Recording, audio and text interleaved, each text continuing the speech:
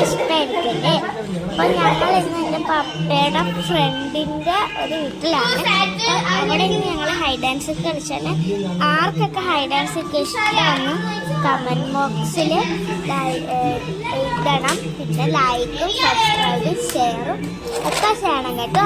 എപ്പോൾ നിങ്ങൾ ആദ്യമായിട്ടാണ് എൻ്റെ വീഡിയോ കാണുന്നതെങ്കിൽ ലൈക്കും സബ്സ്ക്രൈബും ഷെയറും ഒക്കെ ചെയ്തുകൊണ്ട് വരണേ. അപ്പം ഞങ്ങൾ കളിക്കാൻ തുടങ്ങി. അപ്പോൾ